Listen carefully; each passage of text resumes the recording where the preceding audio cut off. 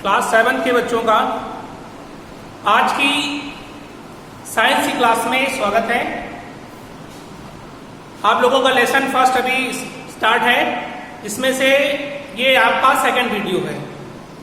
तो स्टार्ट करते हैं लेसन की स्टडी। आज है एक्टिविटी नंबर 3। एक्टिविटी नंबर 3 आप अपने बुक में भी देख सकते हैं। इसमें आपको करना है, ये शो है, इसमें बता रखा है कि chlorophyll is necessary for photosynthesis, यानी प्लांट्स में फूड प्रिपरेशन के लिए फोटोसिंथेसिस प्रोसेस होती है, ठीक है। और जो ये फोटोसिंथेसिस प्रोसेस होती है, इसके लिए ये डिनोट किया गया है कि क्लोरोफिल नेसेसरी है, यानी विदाउट क्लोरोफिल के प्लांट जो है अपना फूड मैन्युफैक्चर नहीं कर सकता है। ये एक्टिविटी है इस चैप्टर में। इसमें बता रखा है the leaves of plants such as coleus croton or parsley green and parsley non green, यानी आप लोगों ने देखा होगा कुछ ऐसे प्लांट्स होते हैं जिनकी लीफ आधी ग्रीन कलर की होती है और उसमें कुछ भाग जो है नॉन ग्रीन होता है। जैसे एग्जांपल आप लोगों ने देखा होगा क्रोटन का प्लांट्स हो गया। They are known as variegated leaves, इन्हें हम किस टाइप के लीव से बोलते हैं? वेराइजेटेड लीव से बोलते हैं। The leaf is spotted with marginal green portion and central white और रेड क्लोरोफिल फ्री पोर्शन, यानी उन प्लांट्स के लीफ में बाहरी पोर्शन में तो क्लोरोफिल उपस्थित होता है, जिसके कारण उनका पोर्शन वो पार्ट जो है ग्रीन कलर का दिखाई पड़ता है। लेकिन कुछ बीच में सेंटर ऐसे पार्ट्स होते हैं, पोर्शन होता है लीफ का, जिसमें क्लोरोफिल नहीं होता है, जिसके कारण वो नॉन ग्रीन या फिर येलो कलर का या फिर रेड कलर का दिखाई पड़ता है। तो ऐसी लीव्स को हम क्या बोलते हैं? वेराइजेटेड लीव्स बोलते हैं। Decolorize the leaf by boiling and placing it in spirit. Treat this leaf with dilute iodine solution. The part of the leaf which had chlorophyll becomes dark and the rest remains colorless, showing that photosynthesis takes place only in the portion with chlorophyll. This shows that chlorophyll is necessary for photosynthesis. यानी आपको एक ऐसी leaf लेनी है जो आधी green colour की हो और आधी नॉन ग्रीन हो। आपको इस लीफ को क्या करना है? पहले स्पिरिट में डाल देनी है। स्पिरिट में डालने के बाद उसको जो है एक बीकर में, जिसमें डाइल्यूट आयोडीन का सॉल्यूशन हो, क्या हो? डाइल्यूट आयोडीन का सॉल्यूशन हो, उसमें आपको डिप कर देना है। उसमें आपको क्या करना है? डिप कर देना है। डिप करने के बाद थोड़ी देर बाद जब उसको आप बाहर निकालोगे और उसको आप ड्राई करोगे, सूखा करोगे, तो आप देखोगे कि जो पार्ट ग्रीन कलर का था, जो पार्ट लीफ का ग्रीन कलर का था, वो जो है अब ब्लू ब्लैक कलर में चेंज हो गया है। इस कलर में चेंज हो गया है, ब्लू ब्लैक कलर में चेंज हो गया है। लेकिन लीफ का वो पार्ट जो नॉन ग्रीन था, जो कलरलेस था, वो अभी भी वैसे ही है, यानी उसके कलर में किसी प्रकार का कोई चेंज नहीं हुआ है। तो आप लोगों ने देखा कि लीफ का वो पार्ट जो ग्रीन कलर का था, ठीक है, इसका मतलब उसी पार्ट में केवल फोटोसिंथेसिस की प्रोसेस हुई और उस प्रोसेस के रिजल्टेंट उसी पार्ट में केवल स्टार्च का फॉर्मेशन हुआ था, ठीक है। क्योंकि जो पार्ट में क्लोरोफिल था, वो पार्ट फोटोसिंथेसिस की प्रक्रिया कंप्लीट की और उसी पार्ट में केवल फूड का फॉर्मेशन यानी स्टार्च का फॉर्मेशन किया, ठीक है। तो जब ऐसी लीफ को हम डाइल्यूट आयोडीन सॉल्यूशन में डालते हैं, डाइल्यूट आयोडीन सॉल्यूशन में डालते हैं तो स्टार्च जो होता है जब डाइल्यूट आयोडीन सॉल्यूशन से रिएक्शन करता है तो वो ब्लू ब्लैक कलर में चेंज हो जाता है। तो मतलब लीफ के इस पार्ट में ही केवल स्टार्च था और इसी के रिजल्टेंट इसका कलर जो है ब्लू ब्लैक में कन्वर्ट हुआ। बाकी का वो पार्ट जो कलरलेस था अभी भी वैसे ही रिमेन कलरलेस है, यानी उस पार्ट में कोई भी फोटोसिंथेसिस की प्रक्रिया फाइनल नहीं हुई थी और उसी की वजह से उस पार्ट में कोई भी पार्ट जो है मतलब स्टार्च का फॉर्मेशन नहीं हुआ और वो वैसे ही सेम कलरलेस हुई। अब नेक्स्ट एक्टिविटी है एक्टिविटी नंबर 4। एक्टिविटी नंबर 4 है carbon dioxide is necessary for photosynthesis. यानी मैंने आपको बताया था इस चैप्टर में कि फोटोसिंथेसिस के लिए प्लांट्स को कार्बन डाइऑक्साइड की आवश्यकता होती है। तो ये डिमोन्स्ट्रेट करना कि फोटोसिंथेसिस के लिए कार्बन डाइऑक्साइड नेसेसरी है। विदाउट कार्बन डाइऑक्साइड प्लांट्स में फोटोसिंथेसिस की प्रोसेस फाइनल नहीं होगी।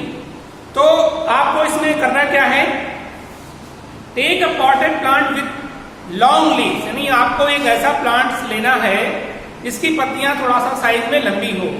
Keep it in the dark for 1 to 2 days to discharge it, यानी उस प्लांट को आपको अंधेरे में 1-2 दिन के लिए रख देना है, जिससे कि उसके पत्तियों में जितना भी स्टार्च है यानी जितना भी फूड मटेरियल फोटोसिंथेसिस प्रक्रिया के द्वारा बना हुआ है वो पूरी तरह से यूज हो जाए।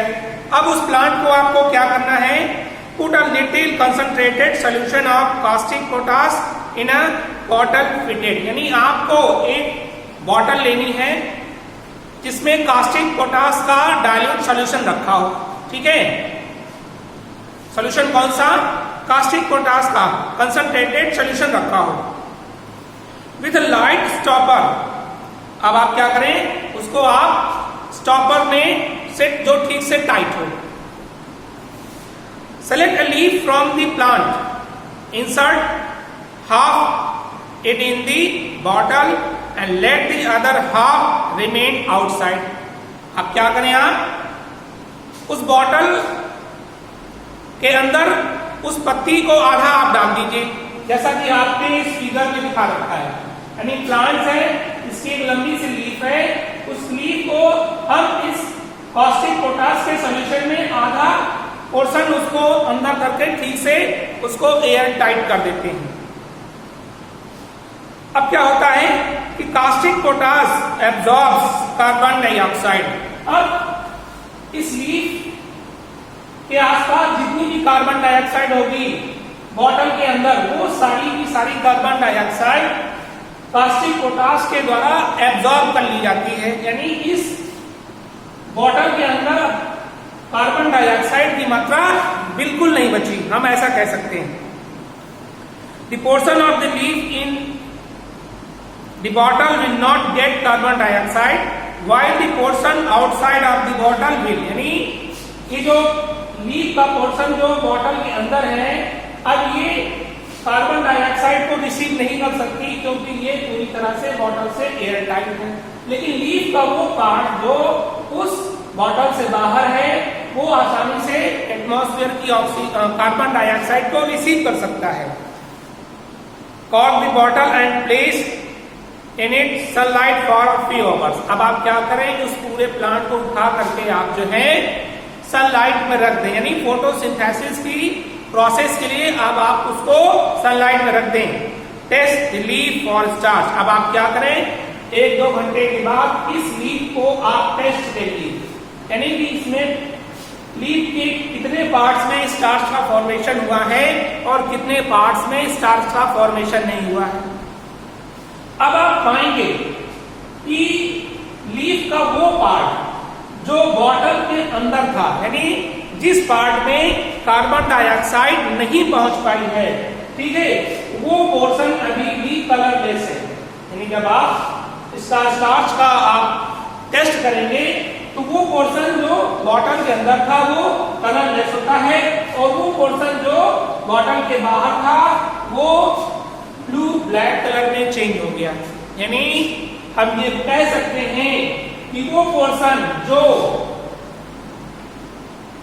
बॉटल के अंदर था, कार्बन डाइऑक्साइड उस पोर्शन में नहीं पहुंच पाई, जिस वजह से उसमें फोटोसिंथेसिस की प्रोसेस नहीं हुई। इसी वजह से वहां पर स्टार्च भी नहीं कलेक्ट हो पाया, और जब उसको हम टेस्ट किए तो उसका कलर सेम वैसा ही था, उसका कोई भी कलर चेंज नहीं हुआ। लेकिन जो पोर्शन लीफ का बॉटल से बाहर था उसने फोटोसिंथेसिस की प्रोसेस की, और जब उसके स्टार्च को टेस्ट किया तो उसका कलर ब्लू ब्लैक में कन्वर्ट हो गया।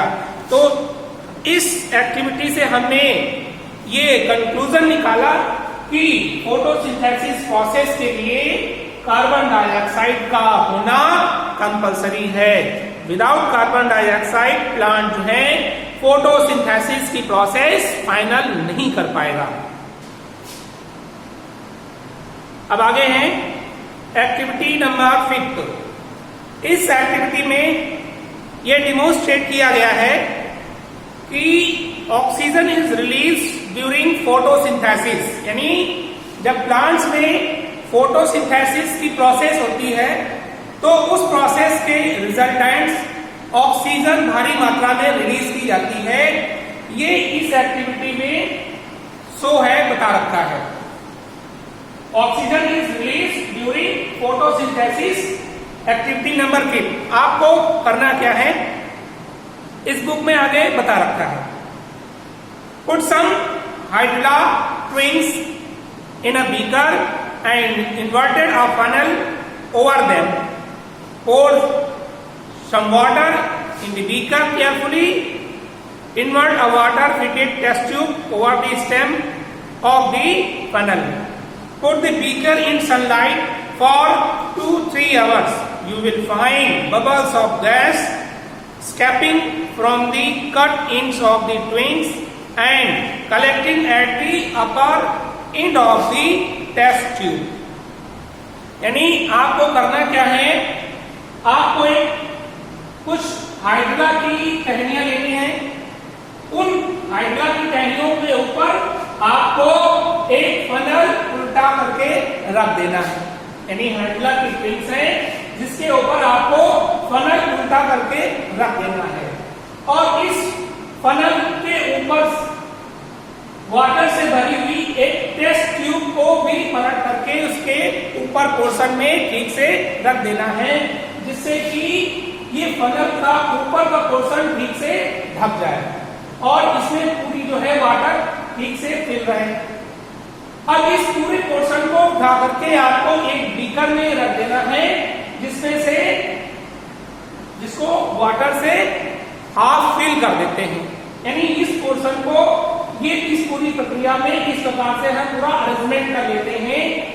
बीकर है जिसमें वाटर भरा हुआ है, हाइड्रा की ट्विंस है, फनल है जिसके ऊपर टेस्ट ट्यूब रखी हुई है। अब इस पूरे इंस्ट्रूमेंट्स को, इस पूरे सिस्टम को उठा करके हम 1 से 2 घंटे के लिए सनलाइट में रख देते हैं। अब फोटोसिंथेसिस की प्रक्रिया स्टार्ट होती है। जैसे ही सनलाइट इन ट्विंस को मिलता है, इनमें फोटोसिंथेसिस की प्रोसेस स्टार्ट होती है, और रिजल्टेंट क्या होता है कि ऑक्सीजन बनना स्टार्ट हो जाती है। इन टहनियों से ऑक्सीजन बनना स्टार्ट हो जाती है। वो ऑक्सीजन ऊपर की ओर छोटे छोटे बबल्स के रूप में इस टेस्ट ट्यूब में ऊपर कलेक्ट होने लगती है। जैसे जैसे ऑक्सीजन की मात्रा बढ़ती है, इस टेस्ट ट्यूब में जो वाटर का लेवल होता है वो धीरे धीरे नीचे की ओर डाउन होना स्टार्ट हो जाती है, और ऊपर ऑक्सीजन लगातार कलेक्ट होती रहती है। अब हम क्या कर सकते हैं, ये जो ऊपर गैस इकट्ठा हुई है क्योंकि ऑक्सीजन है, इसका हम लोग टेस्ट कर सकते हैं। और ऑक्सीजन आप सबको मालूम है कि जब ये फायर के संपर्क में आती है तो बहुत तेजी से जलती है। ठीक है, तो इसको टेस्ट करने के लिए इस गैस को सावधानी पूर्वक निकाल लेते हैं ताकि ये किसी दूसरी गैस में मिक्स ना हो, और फिर इसको हम फ्लेम के द्वारा टेस्ट करते हैं। तो इससे ये कंक्लूजन निकलता है कि ये जो गैस है ये वाकई में 100% प्योर ऑक्सीजन है। तो इस पूरी एक्टिविटी में आपने क्या कंक्लूजन निकाला कि जो प्लांट्स होते हैं जब उनमें फोटोसिंथेसिस की प्रोसेस होती है तो उसमें जो गैस रिलीज होती है, प्लांट्स जो गैस रिलीज करते हैं वो कौन सी गैस होती है, वो ऑक्सीजन होती है। क्योंकि आप लोग इस एक्टिविटी में आपको दिखाया गया है और ऐसा आप लोग कर भी सकते हैं। अब आप इसमें हाइड्रिला का प्लांट इस वजह से लिया गया है क्योंकि इसको वाटर के अंदर रखा गया है, क्योंकि हाइड्रिला जो है वाटर में रहने वाला प्लांट्स है और वहां पर अपनी फोटोसिंथेसिस की प्रोसेस अच्छे से कर सकता है। तो इसी वजह से इस एक्टिविटी में हाइड्रिला की कुछ टहनियां ली गई हैं।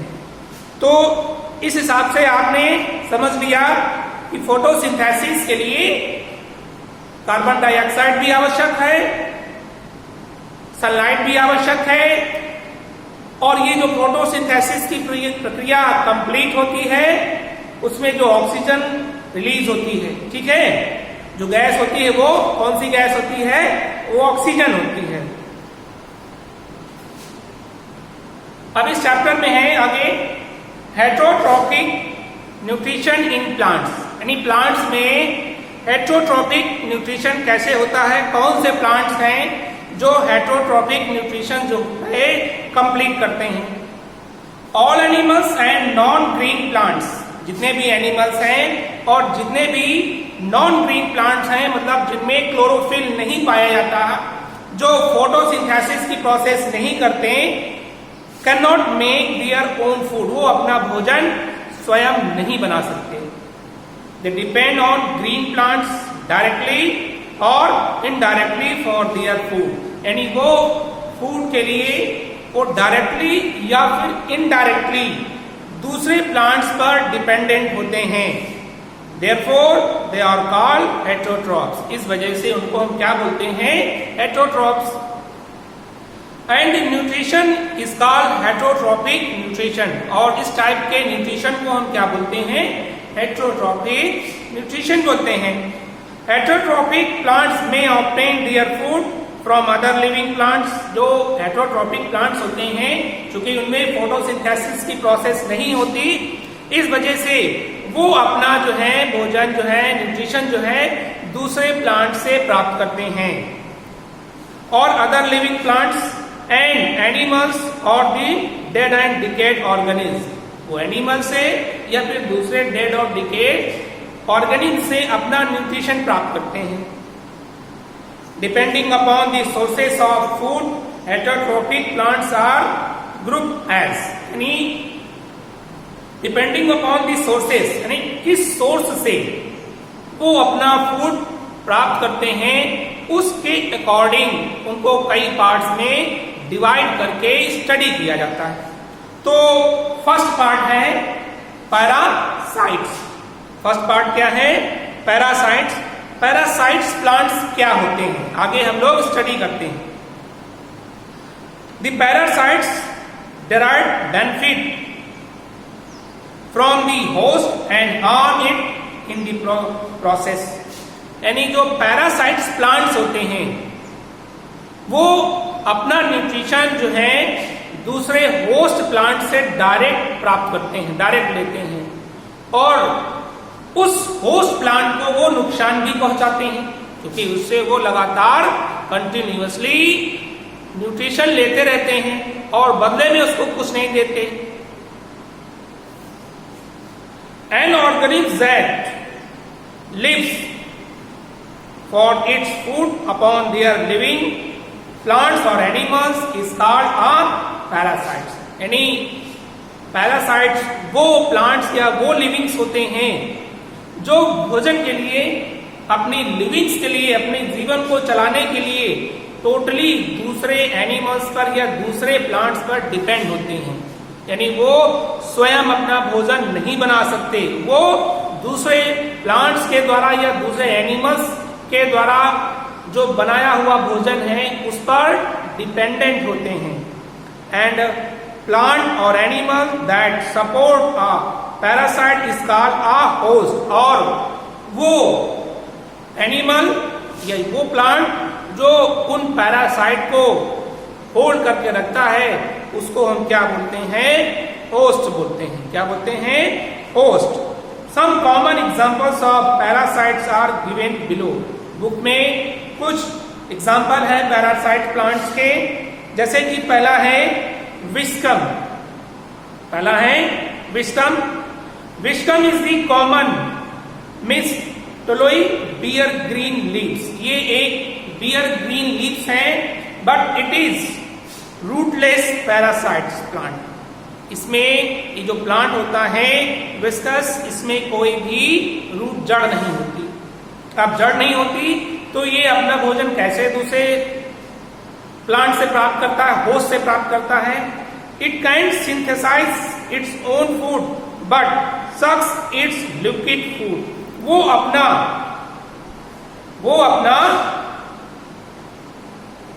it can synthesize its own food but sucks its liquid food. I mean water and mineral from the body of the host with the help of special structures called ostoria. यानी जो Viscum होता है उसमें छोटे छोटे जो हैं pores like structures होते हैं, स्पेशल स्ट्रक्चर्स होते हैं, उनको हम क्या बोलते हैं? ऑस्टोरिया बोलते हैं। यानी उन हॉस्टोरिया की हेल्प से जो होस्ट प्लांट होता है उसका वाटर और मिनरल लगातार वो जो है शक करते रहते हैं। यानी विस्कम में छोटे छोटे पोर्स लाइक स्ट्रक्चर्स होते हैं, इसको हम क्या बोलते हैं? हॉस्टोरिया बोलते हैं। और उन्हीं हॉस्टोरिया की हेल्प से वो दूसरे प्लांट का जो वाटर और मिनरल्स होता है उसको वो सक करते रहते हैं और आगे की प्रोसेस अपनी लाइफ की कंटिन्यू करते हैं। अब नेक्स्ट एग्जांपल है कैस्कटा। नेक्स्ट एग्जांपल है cuscuta. It is a total parasites, यानी ये टोटल पैरासाइट्स है। Cuscuta is the common golden yellow leafless और रूटलेस फ्लावरिंग प्लांट्स। जो कैस्कटा है वो कॉमन गोल्डन येलो कलर का होता है। उसमें ना तो पत्तियां होती हैं और ना ही उसमें रूट्स होती हैं और ना ही उसमें फ्लावर होते हैं। तो ऐसे प्लांट्स को हम क्या बोलते हैं? डोडर प्लांट भी बोलते हैं। ठीक है, यानी कैस्कटा क्या है? एक डोडर प्लांट है। It grows as a climber. ये दूसरे प्लांट्स पर क्लाइंबर है, यानी दूसरे प्लांट्स पर ये आपको अक्सर चढ़ा हुआ मिलता है। इट इज कॉल्ड अमरबेल और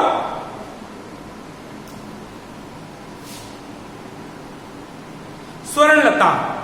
इसको हम अमरबेल या स्वर्णलता भी बोलते हैं। आप लोगों ने अक्सर देखा होगा। It sucks food from a plant by producing a special root-like structure called haustoria. यानी ये जो अमरबेल है इसमें स्पेशल रूट-like structures होती हैं जिनको हम हॉस्टोरिया बोलते हैं। इन्हीं रूट-like structures हॉस्टोरिया से ये दूसरे प्लांट से क्या करता है? अपना न्यूट्रिशन कंटिन्यू प्राप्त करता रहता है। There are many worm, bacteria and fungus plant which grow up on other plants and animal and leaves a parasite upon them.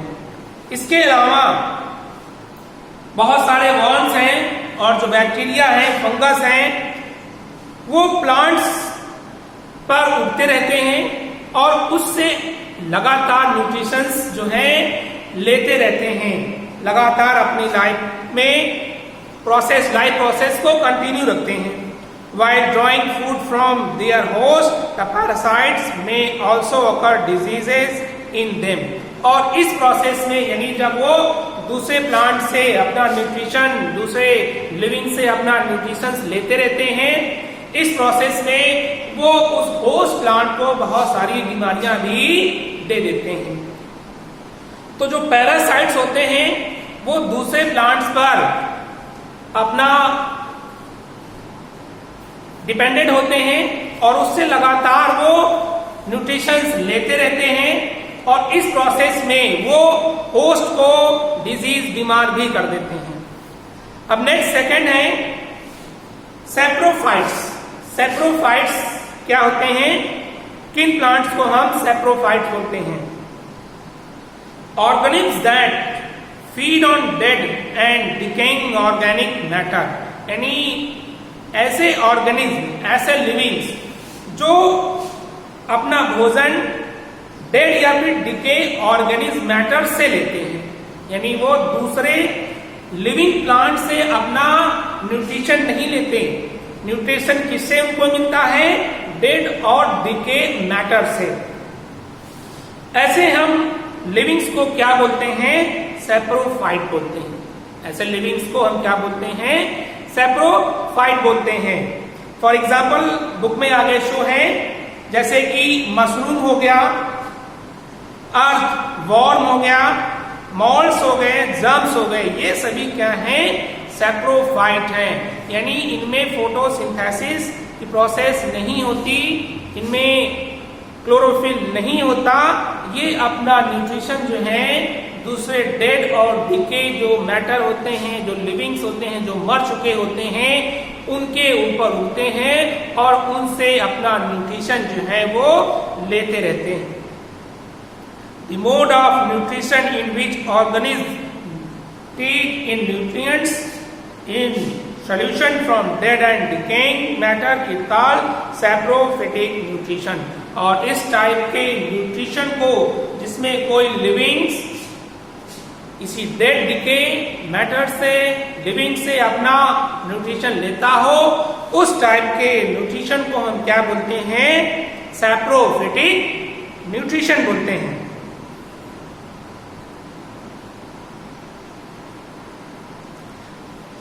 अब नेक्स्ट है third point, insectivorous plants. Next है इंसेक्टिवोरस प्लांट्स, यानी वो plants जो insects को खाते हैं। आप लोगों ने सुना भी होगा कि तमाम ऐसे प्लांट्स हैं जो कीड़े मकोड़ों को खा सकते हैं, तो ऐसे प्लांट्स हम इंसेक्टिवोरस प्लांट्स बोलते हैं। इस चैप्टर में आगे हम रीड करते हैं। लाइक एनिमल्स, जैसे कि animals, some plants also feed on small insects, यानी कुछ ऐसे भी प्लांट्स होते हैं जो छोटे छोटे इंसेक्ट्स को भी फीड कर सकते हैं, खा सकते हैं। And have developed special method to capture their food, और इसके लिए उन प्लांट्स में एक विशेष टाइप का ऑर्गन डेवलप हो जाता है, स्ट्रक्चर डेवलप हो जाता है। उसी ऑर्गन की हेल्प से, उसी स्ट्रक्चर्स की हेल्प से वो दूसरे कीट पतंगों को पकड़ते हैं और उनको खाते हैं।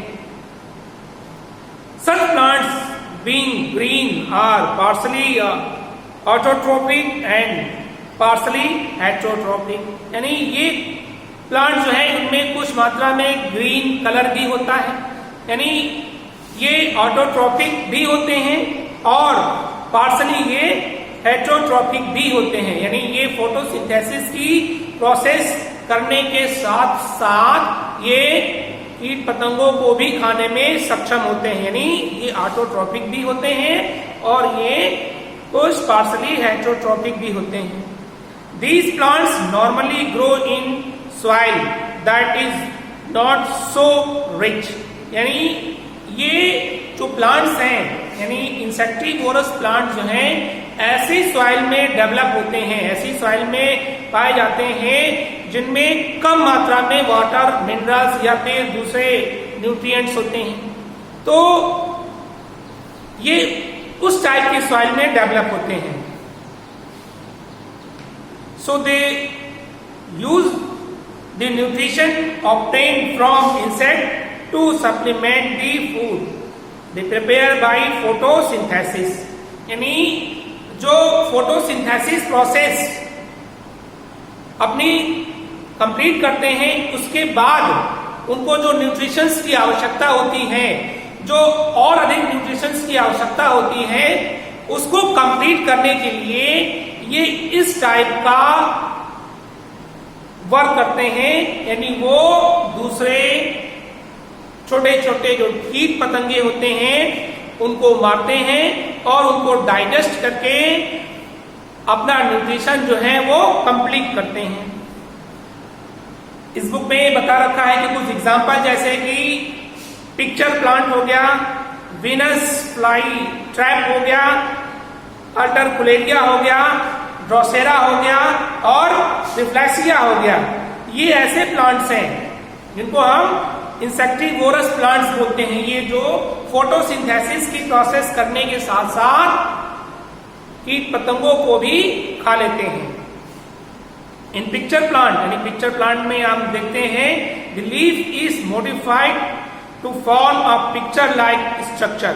यानी पिक्चर प्लांट में जो लीफ होती हैं वो इस प्रकार से मॉडिफाइड होती हैं कि वो दिखने में वो पिक्चर टाइप की लगे।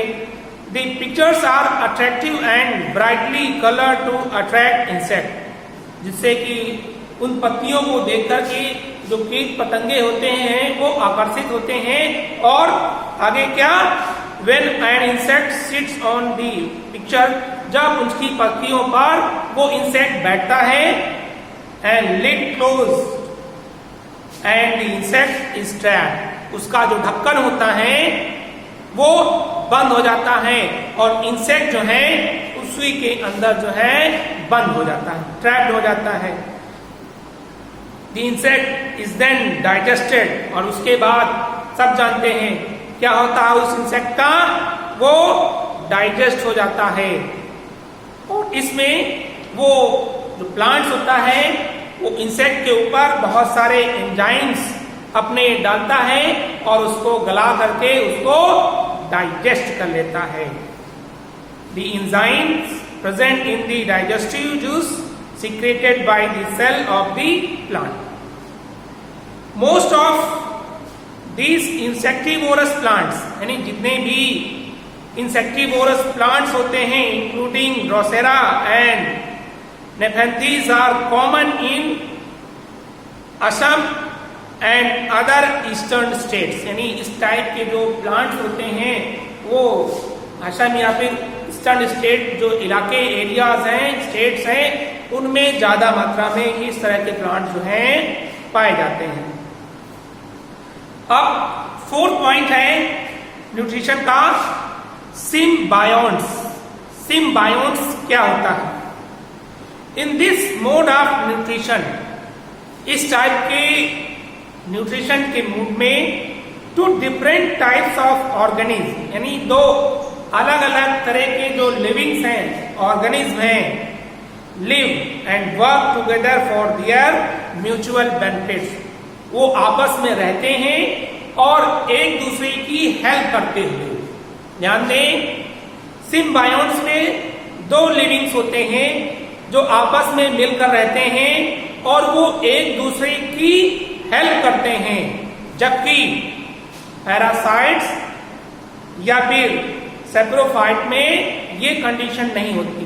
पैरासाइट एक लिविंग दूसरे लिविंग पर रहता है, उससे अपना न्यूट्रिशन होस्ट से लेता है, लेकिन उसके बदले में वो होस्ट को बीमारियां ही देता है, उसको कोई लाभ नहीं पहुंचाता। लेकिन जो सिम्बायोटिक प्लांट होते हैं वो आपस में मिलजुल कर रहते हैं और एक दूसरे को हेल्प करते हैं। एग्जाम्पल बता रखा है जैसे कि lichen. Lichen is a combination of alga and fungus. जो लाइकेन है ये कॉम्बिनेशन है एल्गा और फंगस, ये दो आपस में लाइकेन में रहते हैं।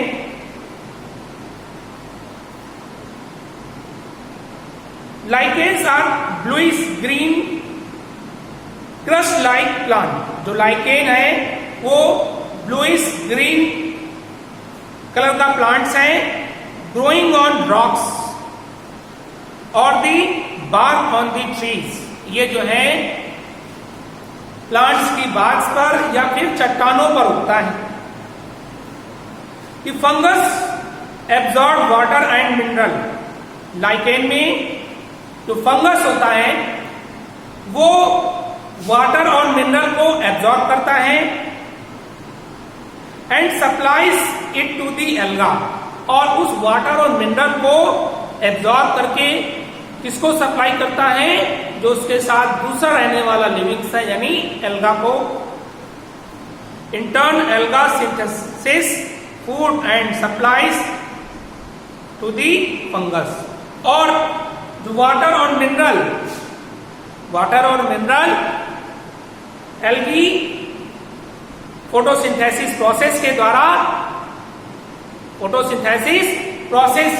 द्वारा फूड मैन्युफैक्चर करता है और वो उसको फंगस को अवेलेबल कराता है। यानी एल्गी जो है फोटोसिंथेसिस प्रोसेस का वर्क कंप्लीट करती है और उससे जो मैन्युफैक्चर फूड है वो किसको अवेलेबल कराती है? फंगस को।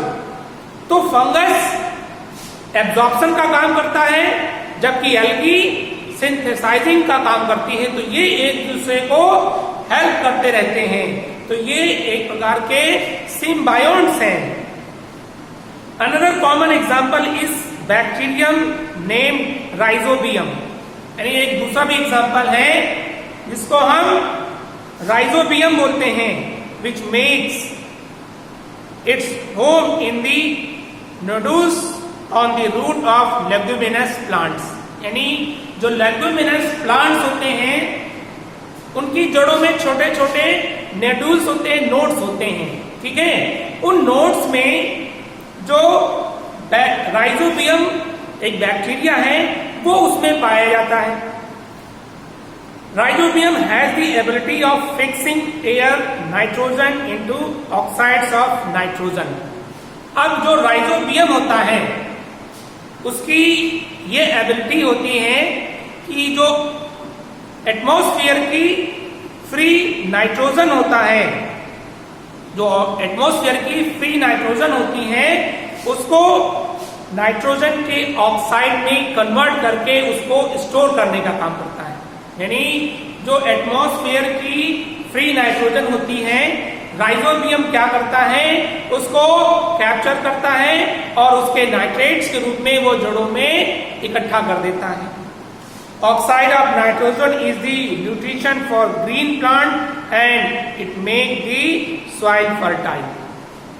क्योंकि सभी को मालूम होना चाहिए कि प्लांट्स के लिए जो नाइट्रोजन है वो बहुत ही आवश्यक है, बहुत ही फर्टाइल है प्लांट्स के लिए। तो जो राइजोबियम होते हैं वो लेगुमिनस प्लांट्स की जड़ों में नोड्स, उनके नोड्स में रहते हैं और वहां पर अपना शरण मतलब अपना होम होता है उनका। लेकिन वहां रहते हुए वो जो एटमॉस्फेयर की नाइट्रोजन होती है उसको वो उसके ऑक्साइड में कन्वर्ट करके उसको वहां पर स्टोर कर लेते हैं। उस नाइट्रोजन के ऑक्साइड को प्लांट जो है एज ए न्यूट्रिशन के रूप में यूज करते हैं। तो आप लोगों ने सिम्बायोन्ट्स के बारे में पढ़ा। सिम्बायोन्ट्स क्या होते हैं? दो लिविंग्स होते हैं जो एक दूसरे के साथ रहते हैं और वो एक दूसरे को हेल्प करते हैं। तो ऐसे इस टाइप के प्लांट्स को हम सिम्बायोन्ट्स बोलते हैं और इस टाइप के न्यूट्रिशन को हम क्या बोलते हैं? सिम्बायोटिक टाइप ऑफ न्यूट्रिशन बोलते हैं। तो ये लेसन यहीं पर फिनिश होता है, इसकी रीडिंग यहीं पर समाप्त होती है। इस लेसन की रीडिंग कई वीडियोस में है, आप लोग रीडिंग के लिए वो सारे वीडियो जरूर देखें, तभी आप इस चैप्टर को पूरा अच्छे से समझ पाएंगे।